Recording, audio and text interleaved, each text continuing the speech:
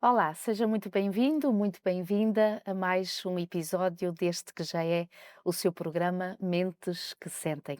É sempre um prazer e damos graças a Deus por nos encontrarmos uma semana a mais, que aqui estamos para refletir sobre estes assuntos tão importantes relacionados com a nossa saúde mental.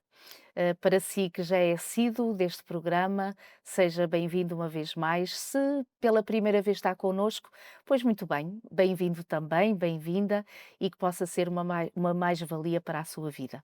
Com certeza que não estou sozinha, tenho a doutora Cristina Dias comigo. Olá, Cristina, mais uma vez, mais uma semana, pela graça de Deus, e cá estamos. Obrigada, Milu. É sempre uma alegria podermos estar juntas e refletirmos sobre estas É questões. verdade. Cristina, nós temos vindo a falar sobre aquela que é uma das emoções, pronto, bastante pertinentes, que é a questão da inveja. Uhum. No último episódio estávamos a falar já sobre isso e acabamos por perceber que a ciência introduz alguns conceitos que nem sempre nós estávamos despertos para eles ou até os conhecíamos, que era a questão da inveja benigna e a inveja maliciosa. Entretanto, no episódio anterior, nós centramos-nos sobretudo nas consequências do impacto, portanto, da inveja maliciosa. Se puderes desenvolver um Uhum. pouquinho mais este assunto. Sabes que, antes de mais, obrigada pela questão, Milu. Sabes que quando eu pensava nesta situação, perguntei a mim própria: quem diria que havia tanta questão que eu desconhecia sobre esta situação da É inveja verdade. e que é mais pertinente do que aquilo que nós temos percepção? Então, recapitulando um bocadinho. No episódio anterior, nós vimos algumas consequências da inveja maliciosa, aquela que não é positiva a nível de consequências, nomeadamente consequências ao nível do nosso corpo, da nossa saúde, a nível dos efeitos psicológicos que isto traz em nós e no desgaste das nossas relações sociais também. Mas, sobretudo, terminamos o episódio anterior falando sobre, e é isso que eu pretendo abordar hoje, quando a inveja evolui para emoções que são um bocadinho mais desafiantes, Hum, como é o caso do rancor. E às vezes nós achamos que estamos todos a falar da mesma coisa e estamos a atribuir significados e hum. sentidos diferentes. Então vamos tentar exemplificar e perceber afinal o que é o rancor. E para isso, se me permites, eu vou utilizar um exemplo prático. Vamos imaginar que de alguma forma nós somos amigas de longa data e tu, entretanto, compras um carro novo. Uhum. Eu fico feliz por ti, efetivamente, mas lá no fundo não é dito, não é expresso, fica ali com uma pontinha de algo do género. Quem me dera poder fazer a mesma coisa.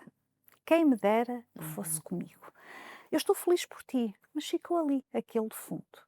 Agora imagina que tu começas a colocar umas postagens nas redes sociais, começam a haver naturalmente comentários e o nosso grupo de amigos vai partilhando e dizendo: "Tu já viste o carro novo da Milu?" E aquilo começa a incomodar-me. Então agora não há outro tema? É só aquela situação? E imperceptivelmente esta situação começa a evoluir, está mais presente na minha mente do que aquilo que eu desejava. E eu começo a achar que a atenção é toda virada para ti e eu começo a perder estatuto no Uhum. grupo.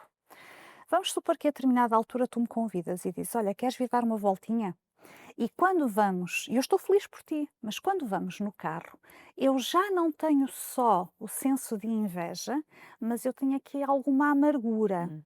porque não é só eu gostaria também, é caramba, parece que não há mais nada a não ser isto. E tu começas naturalmente e feliz a explicar o que é que o carro tem, o que é que deixa de Uhum. ter. E eu começo a interpretar esta tua atitude como ostentação. Ela agora tem a mania, ela agora não fala de outra coisa. Isso começa-me a fazer sentir diminuída e injustiçada. Então, subtilmente, aquilo que aconteceu foi que a inveja passou para a amargura e da amargura passou para o rancor. E agora, isto inevitavelmente vai condicionar a forma como eu me comporto perante ti. Eu começo a ter respostas mais curtas, mais Hum. frias. Sou capaz de fazer observações do género: "Olha, se eu fosse a ti tinha cuidado, vais ver, esse modelo de carros dá muitos problemas", ou "Quando tu levares à revisão, aí é que vai doer", ou eventualmente alguém que vem ter comigo e um grupo de amigos e diz: "Tu já viste o carro novo da Milu?" "Pois, pois, mas eu acredito que a Milu provavelmente teve que se endividar para comprar o carro". Uhum. Portanto, Percebes como isto é muito sutil? Só que o que é que o rancor faz em nós? Ele permanece independentemente daquilo que o provocou. Ou seja, imagina que a determinada altura tu fazes uma observação qualquer e eu já não consigo ser isenta perante ti, porque eu sinto aquela emoção Uhum. dentro de mim. Tu dizes qualquer coisa em relação ao teu trabalho e a forma como eu reajo é defensivamente. Então, o que é o rancor? O rancor é um ressentimento prolongado contra alguém que nos feriu ou nos humilhou, ou contra alguém ou alguma situação que nós percepcionamos como injusta. Acreditamos que o outro não merece aquilo que Uhum. tem. Só que o rancor funciona como um eco. Portanto, imaginemos esta imagem visual. Quando nós vamos a um determinado local e gritamos eco, e aquilo devolve-nos a palavra. Então, o ressentimento funciona como o eco daquilo que a inveja nos provoca. E o que a inveja nos provoca? Provoca-nos este sentido de que somos diminuídos perante o outro. Hum. E o ressentimento acaba por se tratar de uma emoção que é ruminativa. Mais uma Hum. vez, esta expressão está sempre lá.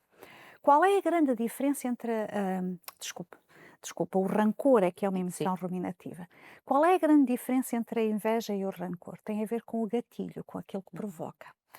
A inveja é sobretudo provocada pelo êxito do outro, enquanto que o rancor é provocado pela ofensa do outro. Tenha sido uma ofensa real ou tenha sido uma ofensa percepcionada Uhum. por mim, é entendida por Hum. mim como tal. Então, mas repara, Cristina, a pergunta que se coloca ou que poderemos colocar é: será que existem pessoas mais vulneráveis à inveja? Ou seja, numa mesma situação, duas pessoas terem reações diferentes e, no fundo, umas evoluir para isso que tu estás a dizer, a questão do rancor, e outras não.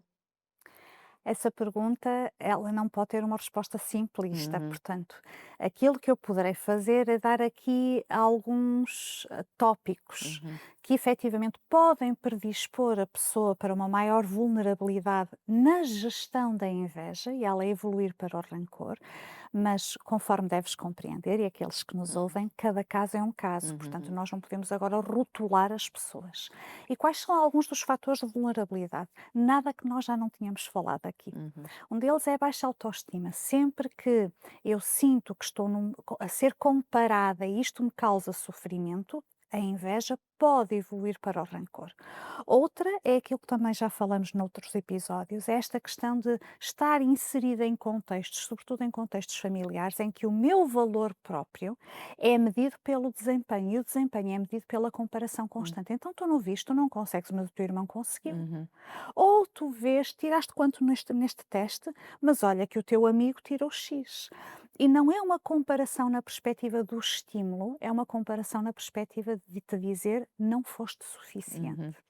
Outra situação também é provocada, por exemplo, por ambientes de trabalho muito tóxicos, por situações que normalmente estimulam a comparação, como por exemplo o caso das redes sociais. Uhum. São uma das situações com as quais lidamos atualmente que mais suscitam emoções difíceis. Uhum.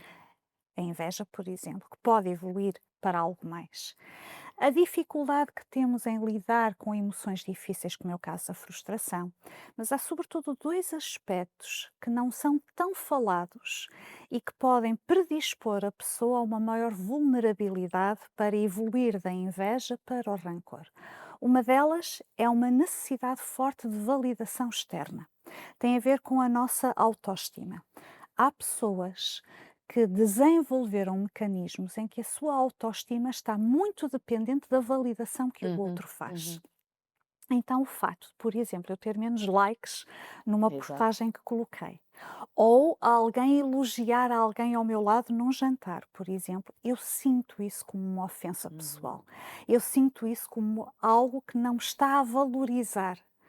E por outro lado, este segundo fator, não é tão consciente, mas quando falamos de rancor, provavelmente é aí que muitas vezes toca o dedo na ferida.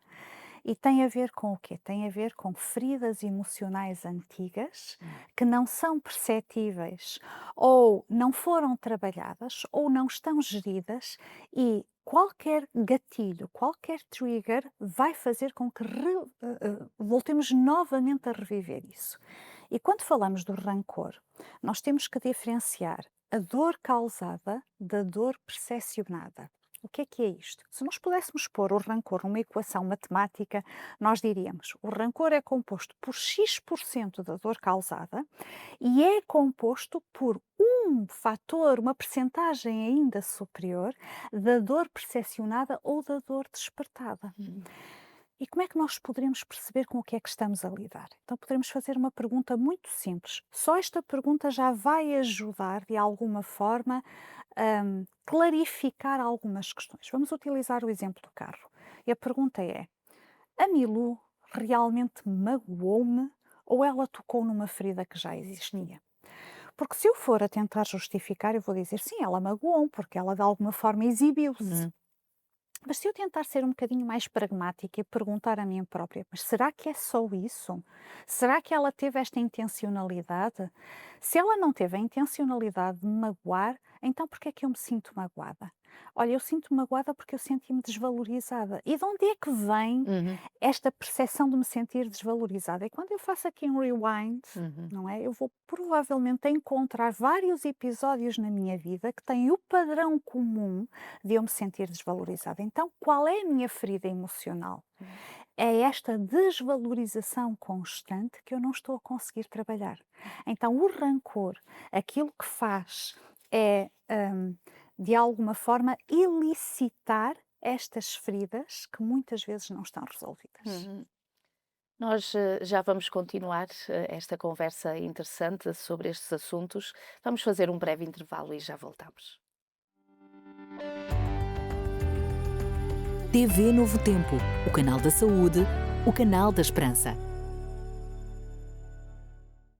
Gostaria de saudar novamente cada um de vós. Cá estamos para a segunda parte deste novo episódio desta semana e aqui estamos para oferecer-vos uma vez mais aquele que é o guia de estudo que temos oferecido ao longo de várias semanas, já de vários meses, para alguns de vós já aí em casa, já o estudaram, já o leram, se calhar já o partilharam, mas aqui temos para vos oferecer, para ligarem ou para mandarem uma mensagem para o 933 939291, este guia de estudo, os sentimentos, a ciência do existir, que ajudá-lo-á com certeza a aprofundar mais um ou outro assunto que sinta necessidade para si ou para algum querido seu. Portanto, não deixe de pedir, nós teremos muito gosto em poder enviar gratuitamente para a sua casa. Cristina, hum, em relação àquilo que acabaste de dizer há pouquinho, antes do intervalo, a pergunta que nós podemos colocar agora é que será que nós conseguimos tomar consciência de que nada mais, nada menos ao fazermos isso nos estamos a vitimizar? Hum. Esta questão de sentirmos ou colocarmos no papel de vítima. Teremos nós consciência disso? Sabes que é interessante quando falávamos há pouco sobre o fato da inveja poder evoluir para emoções um bocadinho mais Uhum. complicadas. Uma delas, o rancor, outra delas é esta questão da vitimização. E quer uma, quer outra são muito sutis. Pois. A forma como elas se desenrolam dentro de nós. E o que é isto da vitimização? Vamos tentar clarificar antes de responder à tua questão. Ela tem a mesma raiz emocional, portanto, esta sensação de injustiça e desigualdade percebida. Mas o nosso cérebro não gosta da comparação. Então, muitas vezes encontra mecanismos para lidar com isso de forma a que não nos cause tanta dor, tanto desconforto. E um dos mecanismos é transferir a responsabilidade de algo que está a ocorrer para fora. É o mecanismo da vitimização. Não é que eu não consiga, não me deram oportunidade, Isso. por exemplo. Então, como é que sutilmente ocorre esta questão da vitimização dentro de nós? Vamos imaginar que aconteceu algo. Vamos imaginar novamente o exemplo do Uhum. carro. Aconteceu algo, eu vi-te a ter sucesso e eu senti de alguma forma inveja, Uhum. desconforto, frustração com aquilo. Só que em vez disto evoluir para o rancor, como eu não estou a conseguir lidar com esta dor da comparação, eu vou auto-justificar. Hum. E como é que eu auto-justifico? Olha, a Milu está cheia de sorte. Se lhe tivesse saído ali o dinheiro no Euromilhões, muito mais ela estaria, Uhum. não é? O que é que eu estou a fazer? Eu estou a acreditar que eu não tenho forma de estar nas mesmas condições que tu. Hum. Transfiro esta responsabilidade para um fator externo. Eu não consigo, a vida não me sorri e isto paralisa-me. Uhum. Paralisa-me porquê? Porque não me dá condições para acreditar que eu posso fazer de forma diferente. E o ciclo Hum. repete-se. Autoalimenta a questão da inveja. E não. A maior parte das vezes nós não temos consciência que estamos a lidar com Pois. aquilo. O rancor às vezes é mais perceptível do Uhum. que a vitimização. E nós estamos a falar nisto na perspectiva de quais são as consequências ou o impacto que a inveja maliciosa pode ter em nós. Hum. Portanto, quando ela evolui para emoções mais difíceis, como é o caso do rancor ou da vitimização, mas também torna-se pertinente falarmos sobre a questão da inveja, porque nós temos uma grande falta de literacia emocional. Exato. Nós temos falado sobre isso algumas Sim. vezes. E sabes, quando eu estava a pensar sobre isto, lembrei-me de um episódio da minha infância, que hoje me traz um sorriso aos lábios, mas na altura não me trouxe sorriso aos lábios. Eu deveria ter uns 5, 6 anos de idade, eu tenho um irmão 2 anos mais novo do que eu, e ele efetivamente tem uma cor de olhos muito bonita, muito bonita. E eu recordo-me de nós passarmos na rua e consecutivamente as pessoas pararem e dizerem em relação ao meu irmão: "Que lindo, que olhos tão bonitos que tu tens". Eu na altura não sabia atribuir um nome a isto. Hoje eu sei que eu estava era cheia de inveja. Hum. E eu pensava comigo: "Que injustiça, mas eu também tenho olhos. Pois. Porque é que ninguém olha para mim?". Então, a verdade é que nós vivemos numa sociedade que cada vez mais estimula a comparação Hum. social. E nós não estamos a dotar as nossas famílias, as nossas crianças, os nossos jovens, na maior parte, de competências que lhes permitam lidar com estas emoções que lhes causam desconforto. Uhum. Aliás, há estudos que provam que, por exemplo, as redes sociais são uma das maiores fontes de comparação e da tal Uhum. fonte de emoções difíceis Hum. também. E falar dessa questão das redes sociais, hum, se calhar a pergunta que convém fazermos é: será que de alguma forma isso nos impacta ou não? E como é que nos impacta? Eu acho que a pergunta que tu fazes, nós intuitivamente dizemos impacta-nos, Exato. não é? Pronto, mas muitas vezes não temos percepção da profundidade E em do como isso como. nos impacta. Exato. Nós vamos ter provavelmente a oportunidade de falar melhor sobre esta questão das redes sociais e não estamos aqui a falar mal, Uhum, ok? uhum, Porque tudo tem o seu aspecto positivo e o uhum. seu aspecto desafiante. Mas vamos pensar só em algumas características. O que é que as redes sociais fazem? Elas amplificam a exposição, mas a tua vida é exposta de forma enviesada. Põem a parte Pois. positiva da vida. E aqui vou mais uma vez dar um exemplo. Imagina que eu faço um bolo e o bolo está muito bonito. Eu tiro uma fotografia e posto na rede Uhum. social e toda a gente diz: "Ai, que bom, que bonito", e tem os comentários. E provavelmente as pessoas até ficam com uma percepção de que eu faço bolos muito bonitos, que por acaso não é o caso de maneira nenhuma. Mas eu não posto as tentativas de insucesso. Exato. Eu não posto aquele bolo que não saiu tão bem. Uhum. E tu não sabes se aquele bolo que eu postei, se fui eu que o fiz ou se foste tu, ou Isso. se eu fui comprar à Ou pastelaria. se é saboroso ou não. Ou se é uma caixa de cartão que está Isso. pintada de alguma forma. Então, o que é que isto nos faz? Nós estamos muito mais conscientes dos aspectos negativos nas nossas vidas do que os aspectos negativos na vida dos outros. Uhum.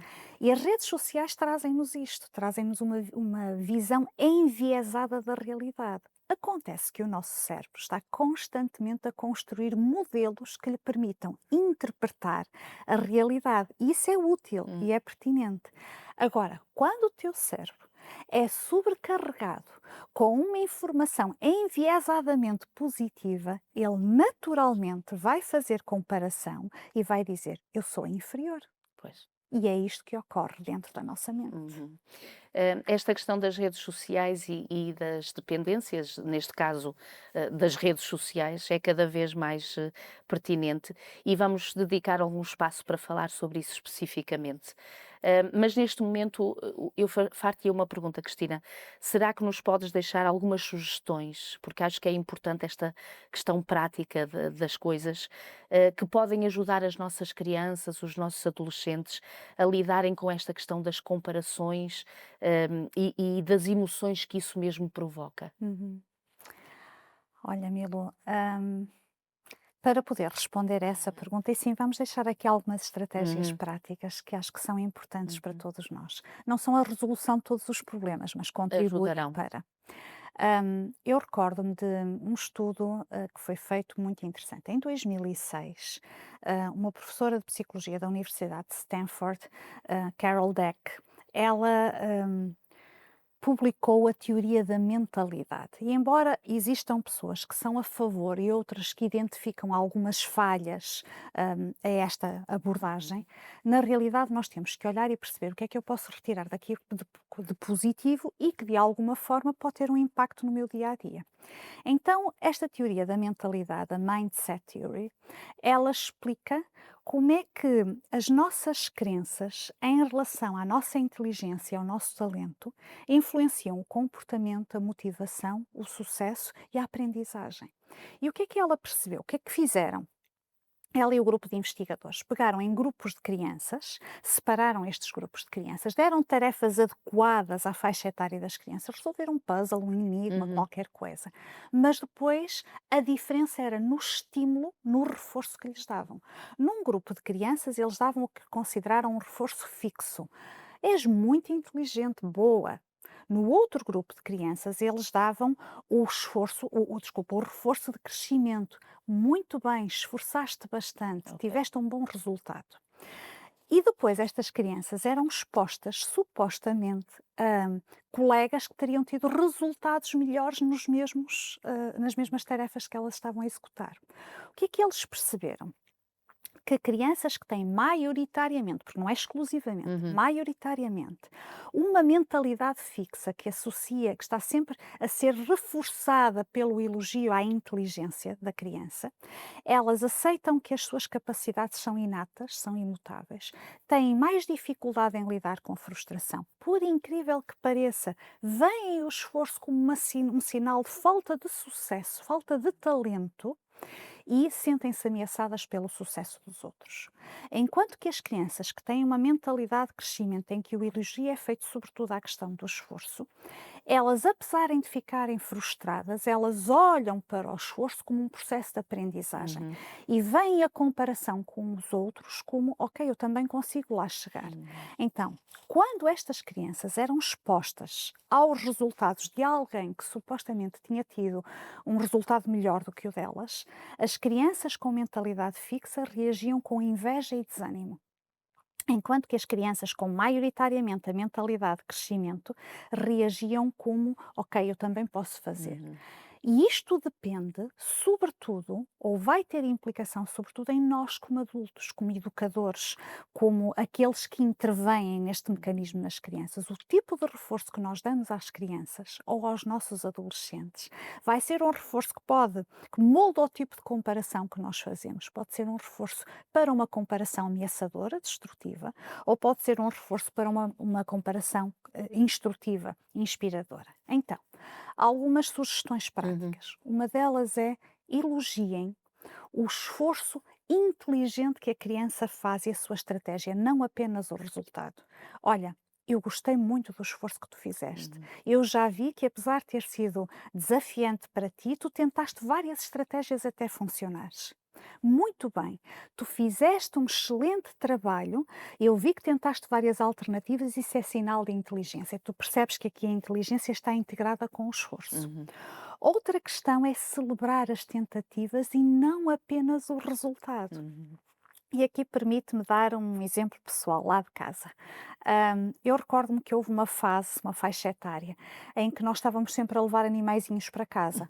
Ou porque os meninos encontravam uma avezinha que tinha caído no chão e resolveram levar, ou porque viram um ratinho que acontecia qualquer coisa. Portanto, houve uma fase da vida que eu só tive bicharada lá em casa.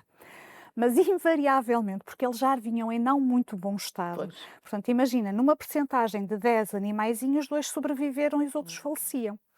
E eu recordo-me que eles ficavam profundamente frustrados e tristes e diziam: "Mas nós estamos a fazer e estamos a tentar, porque é que, porque é que, porque é que?" E a verdade é que, se eu for olhar, valorizar a criança pelo resultado, os animais faleciam. Pois. Mas se eu for valorizar a criança pelo esforço, Uhum.